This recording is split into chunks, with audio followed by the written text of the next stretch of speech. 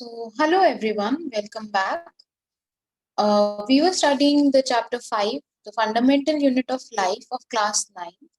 So far हमने ये देखा कि इस चैप्टर में सेल जो है सबसे पहले डिस्कवर किसने किया, रॉबर्ट हुक ने डिस्कवर किया। कितने टाइप्स के ऑर्गेनिजम्स होते हैं on the basis of number of cells जो उन्हें बनाते हैं। बेसिक जो आपके डिवीजन ऑफ लेबर होता है उसके अंदर वो क्या होता है एंड उनके बेसिस पे क्या पर्टिकुलर टाइप्स के क्वेश्चंस बन सकते हैं और examples of unicellular and multicellular organisms, ये हमने सो फार अपनी प्रीवियस वीडियो में देखा। सो नाउ आगे इस चैप्टर में आगे बढ़ते हुए now we will be studying about the cell structure. Cell structure के अंदर हमारे कुछ मेन कंपोनेंट्स होते हैं। जो मेजर कंपोनेंट्स हैं किसी भी सेल स्ट्रक्चर में वो कॉमन होते हैं in all cells. These are plasma membrane और we can also call it the cell membrane, the cytoplasm, nucleus and cell wall. So in case of animal cells, plasma membrane or cell membrane, cytoplasm and nucleus is present and there's an additional structure जो कि cell wall होता है जो सिर्फ और सिर्फ plants के case में प्रेजेंट होता है। अब जो ये साइटोप्लाज्म है, साइटोप्लाज्म के अंदर फर्दर और एक कुछ कंपोनेंट्स होते हैं जिनको हम कहते हैं सेल ऑर्गेनल्स। सेल ऑर्गेनल्स कुछ वो ऐसे छोटे छोटे कंपोनेंट्स होते हैं जो हमारे प्लाज्मा मेम्ब्रेन के जो अंदर साइटोप्लाज्म प्रेजेंट रहेगा उसके अंदर प्रेजेंट होते हैं। तो अब ये कौन कौन से सेल मेम्ब्रेन्स हैं, सेल ऑर्गेनल्स हैं? ये सेल ऑर्गेनल्स हैं endoplasmic reticulum, Golgi apparatus, lysosomes, mitochondria, vacuoles and plastids. Again all of these जो ये endoplasmic reticulum, Golgi apparatus, lysosome, mitochondria, vacuoles जो भी हैं ये सारे एनिमल सेल्स में प्रेजेंट होते हैं। इनके साथ एक एडिशनल होता है प्लास्टिड जो कि सिर्फ और सिर्फ प्लांट्स के केस में प्रेजेंट रहता है। So major cell structure में जो cell wall है that is the only thing which is present in case of plants, while plastids are the only cell organelles which are present in plants. So further moving on, हम आगे इन सारे cell के जो main components हैं, जो cell के structural components हैं, which are the plasma membrane, cytoplasm and nucleus, उनके बारे में देखेंगे। एंड उसके बाद जो सेल ऑर्गेनल्स हैं, इन डिफरेंट सेल ऑर्गेनल्स का क्या फंक्शन है एंड क्या जो है इनका structure, that will be seeing in this coming up videos. So let's begin with the cell structure and सबसे पहला जो सेल स्ट्रक्चर हमने करना है वो है हमारा प्लाज्मा मेम्ब्रेन, जिसको हम सेल मेम्ब्रेन भी बोलते हैं। तो जो ये प्लाज्मा मेम्ब्रेन होती है ये किसी भी सेल की सबसे आउटरमोस्ट कवरिंग होती है। जैसे कि मैंने आपको यहाँ पे शो कर रखा है, एक एनिमल सेल दे रखा है और एक बैक्टीरिया सेल दे रखा है। अब यहाँ पे bacterial cell is also comparable to the plant cell. Animal cell की जो ये एरो से लगा रखी है, as I can show you, this is the outermost cell which is cell membrane which is the plasma membrane. As you can see ये सबसे बाहर वाली मेम्ब्रेन है। But in case of plant cell और बैक्टीरिया जो cell membrane होती है वो सेल वॉल के नीचे वाली मेम्ब्रेन होती है, जो कि ये डार्क ब्लू कलर से यहाँ पे शो हो रही है। जो बाहर वाली मेम्ब्रेन होगी वो सेल वॉल होगी। इसके बारे में हम आगे स्लाइड्स में विल बी स्टार्टिंग। तो ये प्लाज्मा मेम्ब्रेन है, जो इसका काम क्या है, आउटर मोस्ट कवरिंग तो होती ही है ये सेल की। ये क्या करती है, ये जो है सेल के अंदर के कंपोनेंट्स जो होते हैं, जैसे लेट्स से ये कंपोनेंट 1 है, कंपोनेंट 2 है, ये डिफरेंट टाइप्स ऑफ कंपोनेंट्स जो एक सेल के इंटरनल साइड में प्रेजेंट है उनको सेल के एनवायरनमेंट से अलग करती है, सेपरेट करती है। This is the cell environment and the internal one is the cell के इंटीरियर कंपोनेंट्स। तो जो ये सेल मेम्ब्रेन है एक बैरियर की तरह वर्क करती है and it permits the entry and exit of some material in and out of the cell. तो अब ये क्या है, क्योंकि एक बैरियर की तरह है तो ये कुछ चीजों को अंदर आने देगी और कुछ ही चीजों को बाहर जाने देगी। तो एक गेटवे मेंटेन करके रखती है सेल के लिए हमारी प्लाज्मा मेम्ब्रेन।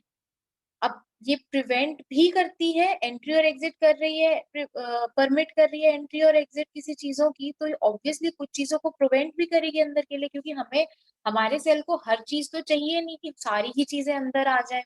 ठीक है, तो कुछ चीजों की मूवमेंट जो है हमारी प्लाज्मा मेम्ब्रेन प्रिवेंट भी करती है। तो इस रीजन की वजह से कि ये कुछ चीजों की एंट्री और एग्जिट परमिट कर रही है एंड उसी के साथ साथ प्रिवेंट कर रही है कुछ चीजों का movement from going in and out of the cell. इस पर्टिकुलर क्वालिटी की वजह से हम प्लाज्मा मेम्ब्रेन को सेलेक्टिवली परमिएबल मेम्ब्रेन भी कहते हैं। तो क्या मतलब हो गया इसका कि सेलेक्टिवली परमिएबल मेम्ब्रेन मतलब कि the plasma membrane permits the entry and exits of some material in and out of the cell as well as it prevents the movement of some material from the cell। ठीक है, सो ये हमारी selectively permeability हो गई। अब selectively permeability कहाँ सबसे properly show हो रही है? As you can see in this GIF as is being shown in this GIF जो मैं आपसे शेयर कर रही हूँ। इसके अंदर this is, let's say the A part of this box is the outer part of the cell while the B part is the inner part and ये जो dotted line से show हो रहा है this is the plasma membrane of a cell।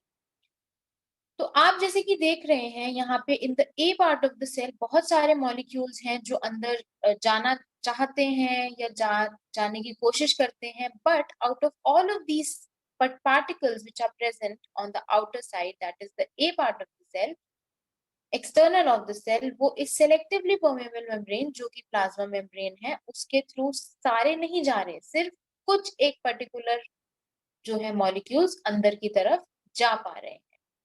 This shows कि जो हमारी plasma membrane है वो कुछ सिलेक्टिव चीजों को ही अंदर जाने देती है या फिर सिलेक्टिव चीजों को ही परमिट करती है फ्रॉम एंटरिंग द सेल और फ्रॉम एग्जिटिंग द सेल। ठीक है, तो अब इसका इस सिलेक्टिवली परमेबिलिटी का सबसे कॉमन एग्जांपल हम कहाँ देखते हैं सेल के अंदर? हम देखते हैं ये example in the exchange of gases. अब गैसेस हमारी बॉडी में मेन जो दो गैसेस का एक्सचेंज होता है वो दो गैसेस होती हैं, carbon dioxide and oxygen. We have studied this in previous classes कि हमारा जो है we take in oxygen and give out carbon dioxide, तो ये सेलुलर लेवल पे भी इनका एक्सचेंज होता है। तो जो कार्बन डाइऑक्साइड एंड ऑक्सीजन का मूवमेंट होता है हमारे सेल के अंदर और बाहर थ्रू प्लाज्मा मेम्ब्रेन, वो होता है by the process which is known as diffusion. अब डिफ्यूजन क्या प्रोसेस हुआ? डिफ्यूजन ये हमने प्रीवियस क्लासेस में भी पढ़ा है, मैं एक क्विक रिकैप देती हूँ। डिफ्यूजन वो प्रोसेस है जिसके थ्रू कोई एक मॉलिक्यूल या कोई कंपोनेंट या फिर वी कैन आल्सो से कुछ ऐसी सब्सटेंसेस एक हाई कॉन्सेंट्रेशन रीजन से लो कॉन्सेंट्रेशन रीजन की तरफ जाती हैं without the use of energy. So as you can see, all of these molecules are present in high concentration in this side of the box, while they are present in low concentration in this side of the box. So अब high concentration से low concentration की तरफ move करेगा and this process will be known as diffusion. But again, diffusion होगा selective permeability के through ही. Okay, so अब इस ये कैसे रहेगा, मतलब how do the cells how is it that cells exchange carbon dioxide and oxygen from our environment of the cell? अब इसका भी मैं एक्सप्लेनेशन देती हूँ। इसमें क्या होता है कि जैसे लेट्स से कि ये हमारा एक पर्टिकुलर सेल प्रेजेंट है, ठीक है, this is the internal environment of the cell while this is the external environment of the cell. In case cell के अंदर वाली साइड ऑक्सीजन की जो मात्रा है वो कम क्वांटिटी में प्रेजेंट है, और व्हेन आई से ऑक्सीजन की मात्रा I mean oxygen concentration.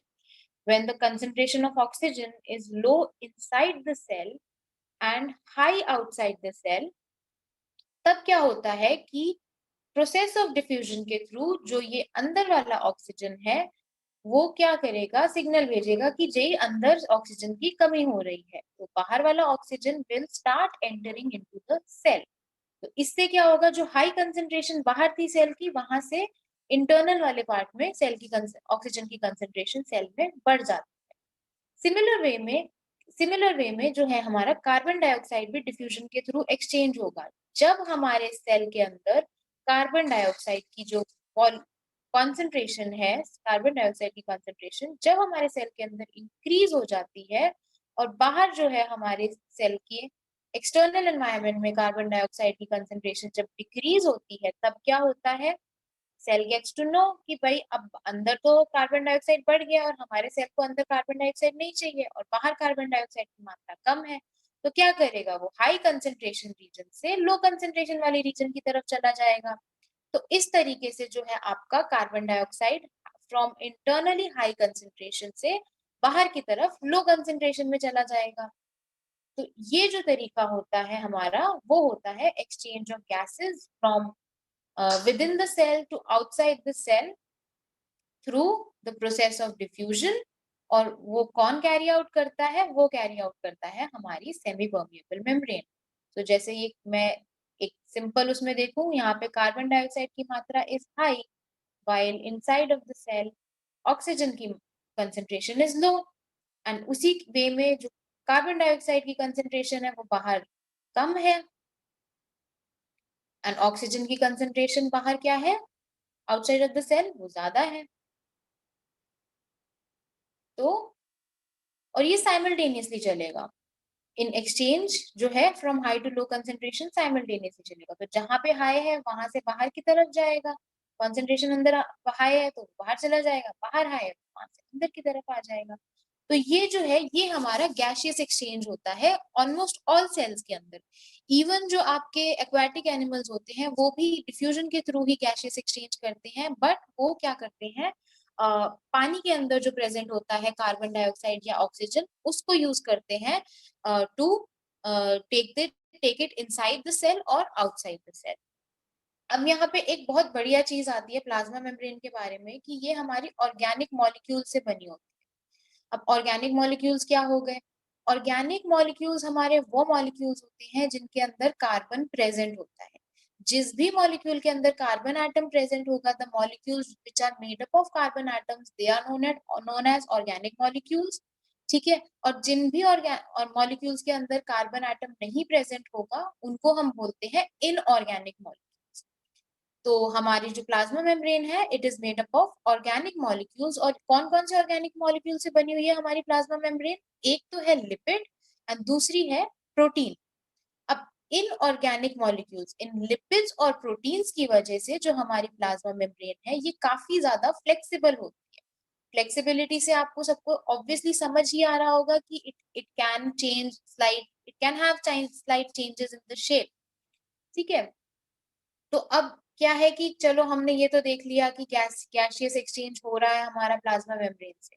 Is it possible कि वाटर भी एक्सचेंज हो प्लाज्मा मेम्ब्रेन के परमिएबिलिटी की वजह से?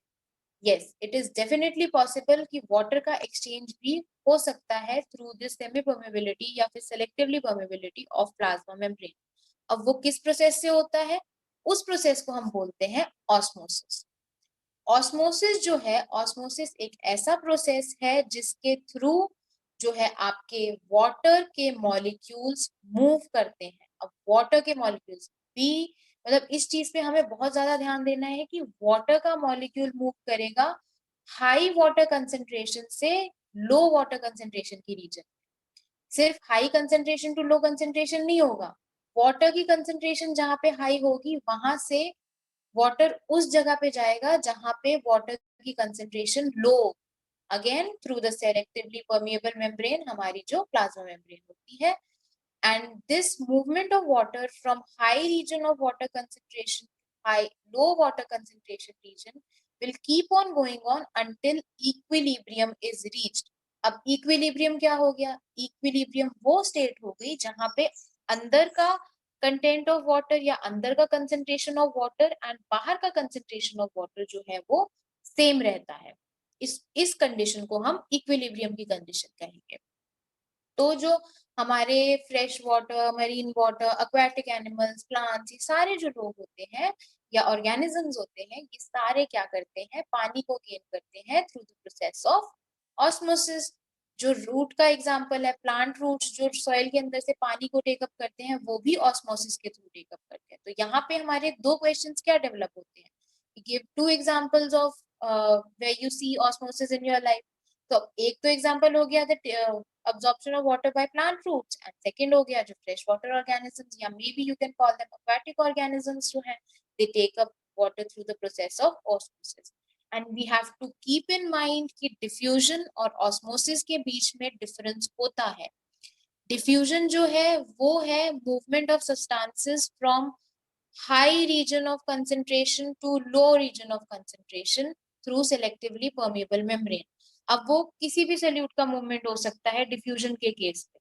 अगर लेट्स से ग्लूकोज है, सेल के बाहर ज्यादा है, सेल के अंदर कम है, तो वो हाई रीजन से लो रीजन पे चला जाएगा। सिमिलर वे में कार्बन डाइऑक्साइड हो गया, गैसेस हो गई, गैसेस हमारी सारी जो है हमारी डिफ्यूजन के थ्रू मूव कर रही है। बट वाटर जो है, osmosis is different in this sense कि इसमें मूवमेंट ऑफ वाटर होता है, किसी और सब्सटेंस का मूवमेंट नहीं होगा। ऑस्मोसिस में सिर्फ और सिर्फ वाटर का मूवमेंट होगा। और वाटर कहाँ से जाएगा? हाई वाटर कंसेंट्रेशन से लो वाटर कंसेंट्रेशन के रीजन।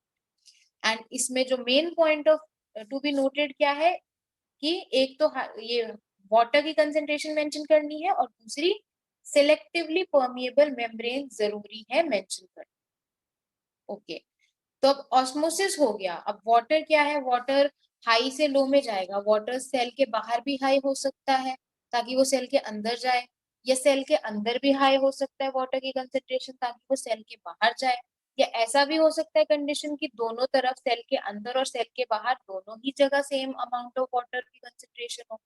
तो इस चीज को देखते हुए हमारे जो डिफरेंट टाइप्स ऑफ सॉल्यूशंस आते हैं हमारे। अब वो डिफरेंट टाइप्स ऑफ सॉल्यूशंस क्या हैं? There are 3 kinds of solutions जो हम देखते हैं। सबसे पहला जो हमारा होता है वो होता है हाइपोटोनिक सॉल्यूशन। फर्स्ट इमेज में आपको शो हो रहा है हाइपोटोनिक सॉल्यूशन।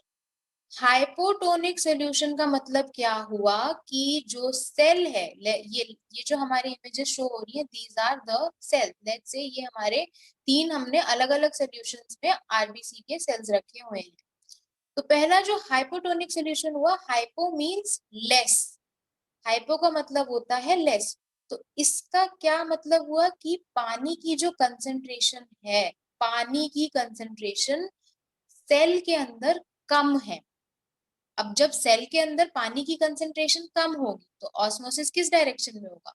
ऑब्वियसली सेल के अंदर कम कंसंट्रेशन ऑफ वाटर है, अपना सेल के एक्सटर्नल वाले रीजन में वाटर की कंसंट्रेशन क्या है? वाटर की concentration is high in the external region, whereas it is low in the cell का region. Water concentration is low.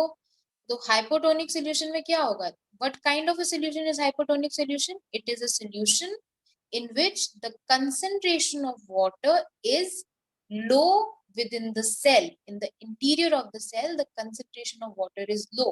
तो अब इस कंडीशन में ऑस्मोसिस किस डायरेक्शन में होगा? वो होगा from external of the cell to the internal of the cell. मतलब पानी मूव करेगा बाहर से अंदर की तरफ, और इस चीज को हम बोलेंगे endo osmosis. Endo means inside, इसको हम बोलेंगे endo osmosis. Endo means inside, मतलब कि इस केस में पानी अंदर जा रहा है।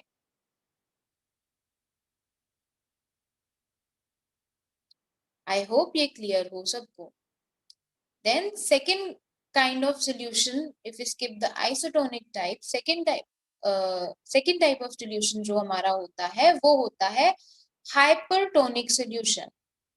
Hypertonic solution क्या हो गया? Hyper means more. Hyper word का मतलब है more. तो इससे हमें क्या समझ आ रहा है कि सेल के अंदर जो वाटर कंसेंट्रेशन होगी that would be more than the concentration which might be present in the exterior of the cell. अब वाटर की कंसेंट्रेशन जो है सेल के अंदर हाई हो गई और बाहर जो है हमारे सेल के अंदर वाटर कंसेंट्रेशन लो हो गई, तो क्या करेगा हमारा सेल? मतलब वाटर का जो मूवमेंट होगा वो क्या होगा? वो अंदर से बाहर की तरफ जाएगा, क्योंकि वाटर ने कहाँ मूव करना है? वाटर ने मूव करना है from a region of high concentration to the region of low concentration. तो हमारा जो सेल है वो वाटर को लीव करेगा अपने अंदर से, and the cell will shrink. Hypotonic के केस में क्योंकि पानी अंदर टेकअप कर रहा था सेल, तो हमारा सेल जो हो रहा था वो स्वेल अप हो रहा था। while in case of hypertonic solution, क्योंकि ऑलरेडी सेल के अंदर पानी की मात्रा ज्यादा है, तो वो बाहर की तरफ सेंड करेगा पानी को, and this cell will shrink. तो इस टाइप को ऑस्मोसिस को हम बोल देते हैं exo osmosis. Exo means out. If something is going out, मतलब water is going out, then exo osmosis is occurring, and this in this case जो है हमारा सेल श्रिंक कर जाएगा। ये तो हो गए हमारे दो केसेस जिनके अंदर एक में पानी की मात्रा बाहर ज्यादा थी और दूसरे में पानी की मात्रा अंदर ज्यादा थी। एक थर्ड टाइप ऑफ सोल्यूशन आता है जिसको हम कहते हैं आइसोटोनिक सोल्यूशन। अब आइसोटोनिक सोल्यूशन का क्या मतलब है? Iso means same, iso word itself means same. तो इसका मतलब ये हुआ कि जो पानी की कंसंट्रेशन है वो हमारे सेल के अंदर भी सेम रहेगी। जितनी पानी की कंसंट्रेशन सेल के अंदर है उतनी ही पानी की कंसंट्रेशन सेल के बाहर होगी। So they both will have same concentration of water inside the cell as well as outside the cell. अब इसमें क्या होगा, जितने पानी के मॉलिक्यूल्स अंदर जा रहे होंगे उतने ही पानी के मॉलिक्यूल्स बाहर जाएंगे। तो कोई नेट गेन जो होगा पानी का जीरो रहेगा। कुछ भी ना, ना ही हमारा सेल जो है श्रिंक करेगा, ना ही हमारा सेल जो है वो करेगा, स्वेल अप करेगा।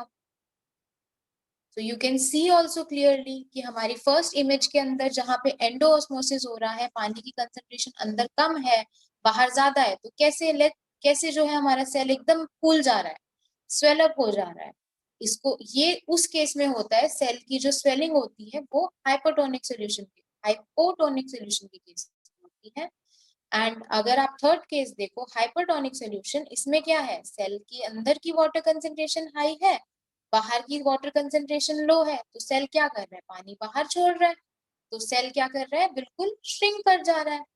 एंड इसी तरीके से जो हमारा आइसोटोनिक सोल्यूशन है उसके अंदर हमारे जो सेल के पार्टिकल्स हैं उनके दोनों के अंदर, सेल के अंदर भी और सेल के बाहर भी वाटर कंसेंट्रेशन जो है वो इक्वल है। तो ना जितने मॉलिक्यूल ऑफ वाटर अंदर जाएंगे उतने ही बाहर जाएंगे, तो हमारे सेल पे कोई भी इफेक्ट नहीं आएगा, ना ही वो स्वेल करेगा ना ही वो श्रिंक करेगा। I hope this is clear to all of you.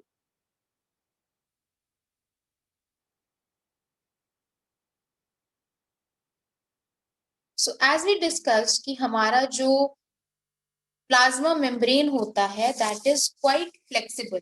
Flexible क्यों होता है? क्योंकि वो organic molecule such as lipids और प्रोटीन से बना हुआ है। तो इस फ्लेक्सिबिलिटी को ना कुछ ऑर्गेनिजम्स यूज करते हैं to gain food for the process of obtaining food. तो अब कुछ ऑर्गेनिजम्स, एग्जाम्पल क्या हो गए हमारे, कुछ यूनिसेल्युलर ऑर्गेनिज्म है, जैसे कि अगर मैं बोलूं अमीबा। अमीबा जैसे हमारे जो ऑर्गेनिजम्स होते हैं वो ये फ्लेक्सिबिलिटी ऑफ प्लाज्मा मेम्ब्रेन को यूज करके अपना फूड ऑब्टेन करते हैं। और ये जो फ्लेक्सिबिलिटी को वो यूज करते हैं इन ऑब्टेनिंग फूड, इस प्रोसेस को हम बोलते हैं endocytosis. Endo means internal, so they take up the food inside their cell, organisms such as amoeba. How does that happen? Let me show you. So ये आपकी screen पे आपको show हो रहा है एक बेसिक अमीबा का जो है सेल है, it is taking in food. इस प्रोसेस से जो है एंडोसाइटोसिस होता है। अगर आप क्लियरली देखेंगे तो you will be able to see how endocytosis is carrying place. This is the food particle जो हमारा ये है organism, this is how amoeba looks. It does not have, इसकी कोई भी ऐसी कोई फिक्स शेप नहीं रहती है।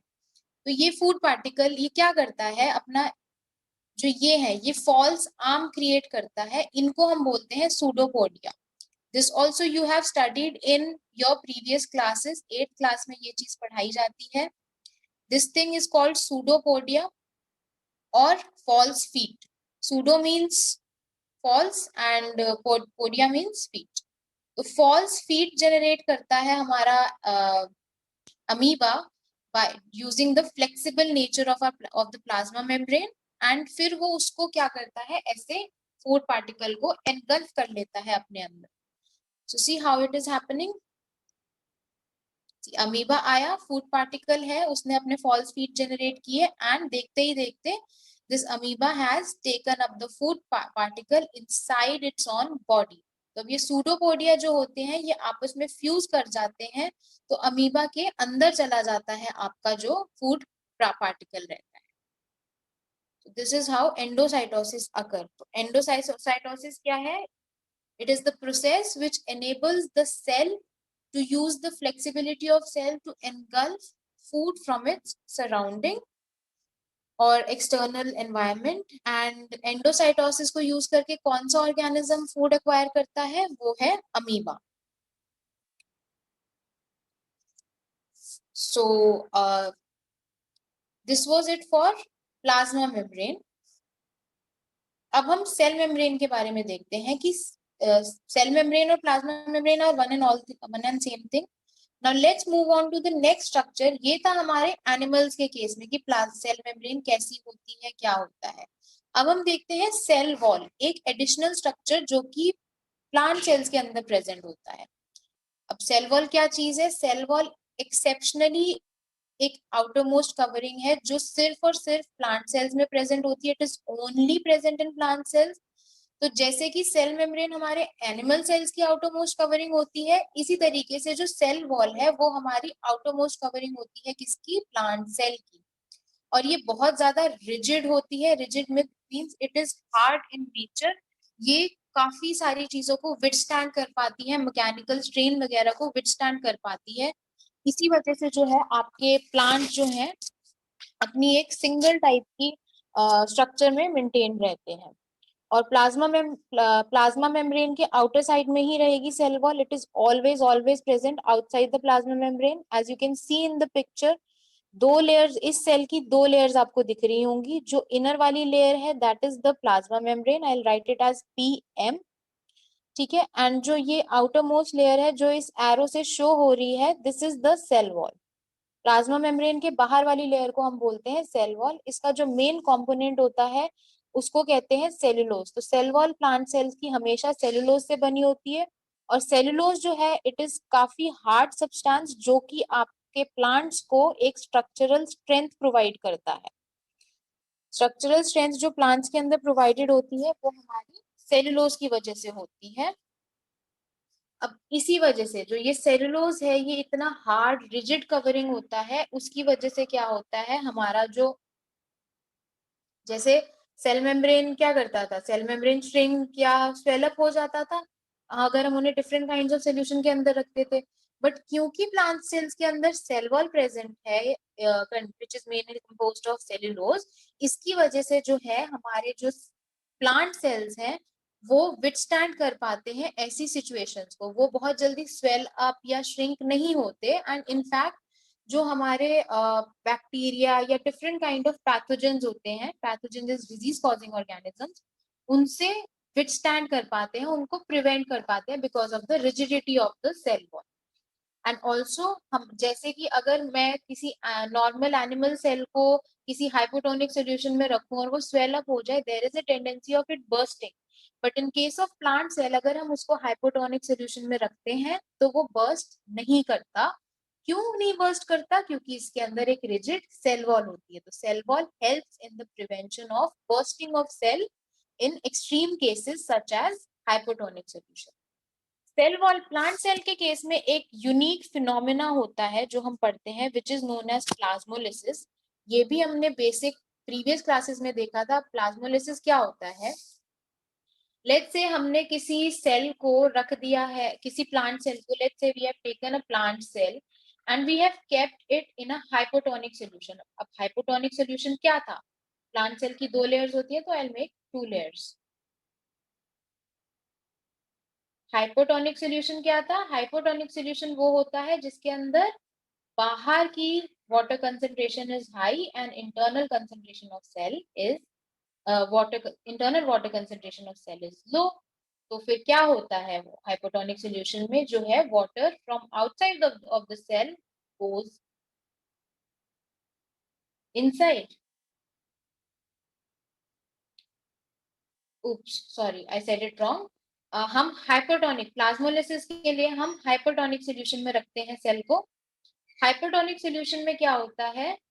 हाइपरटोनिक सोल्यूशन में सेल के अंदर की पानी की मात्रा हाई होती है और बाहर की जो है कम होती है, तो सेल जो है वो श्रिंक करता है नॉर्मल कंडीशंस में। बट अगर हम प्लांट सेल को, when we give plant cell in the hypertonic solution, तो क्या होगा, this plant cell will obviously through the process of osmosis will lose water, but then again जैसे normally हमारे RBC were shrinking, this will not shrink. इसमें क्या होगा, इसमें plasmolysis होगा। प्लाज्मोलिसिस क्या है, प्लाज्मोलिसिस है प्लाज्मा मेम्ब्रेन का श्रिंकिंग। प्लाज्मा मेम्ब्रेन जो है आपके सेल वॉल से दूर हो जाता है, दूर श्रिंक कर जाता है। अब जैसे ये मैंने हाइपरटोनिक में रख रखा था, इसका क्या होगा, इसमें कुछ इस तरीके के चेंजेस आ जाएंगे। जैसे ये पास पास थे, this is the cell wall, sorry, this will become of the plasma membrane. ये बहुत ज्यादा दूर हो जाएगी बिकॉज प्लाज्मा मेम्ब्रेन श्रिंक करेगी, सेल वॉल पे कोई असर नहीं आएगा। I can also show it to you from as seen under the microscope.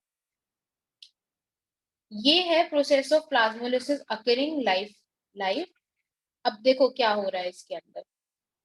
Hypertonic solution में हमने रखा हुआ है, हाइपरटोनिक सोल्यूशन में हम रखेंगे तो ये जो डार्क कलर्ड है, this is the internal of the cell, this outermost thing is the cell wall. किसी भी एक सेल को आप ऑब्जर्व करेंगे, these outermost things are the cell wall of the plant cell. Plant cell का आउटरमोस्ट सेल वॉल है, और ये जो inner hard cover, inner dark stained है, this represents the entire thing which is contained in the plasma, within the cytoplasm। ठीक है, तो अब इसे ऑब्जर्व करेंगे, जब हमारा ये हाइपरटोनिक सोल्यूशन में हम देखते हैं तो वाटर लॉस होता है, this darkly stain structure will shrink away from the cell wall. See clearly, you can clearly observe how is it shrinking away from the cell wall। कितना छोटा सा स्ट्रक्चर हो जा रहा है। पहले जो है बिफोर श्रिंकिंग जो प्लाज्मा मेम्ब्रेन वाला रीजन था, उसने पूरा एकदम it was very near to the cell wall, but after shrinking जो है ये बिल्कुल छोटा छोटा हो जाता है। This is how plasmolysis looks from under the microscope. ऐसा प्रोसेस होता है प्लाज्मोलिसिस का, ऐसा श्रिंकेज होता है हमारा प्लाज्मा मेम्ब्रेन या फिर सेल मेम्ब्रेन का away from the cell wall, जब लॉस ऑफ वाटर होगा। तो आई होप ये चीज आपको समझ आई, and this is also occurring through the process of osmosis only. I hope ये चीज आप लोगों को समझ आई। So this is it for today, this is it for today's lecture. Further topics we'll study in next class or next video. I hope all of you understood it, and if you really liked it, please share it with your friends so they also can understand the concepts, and like my videos, and please subscribe. Thank you.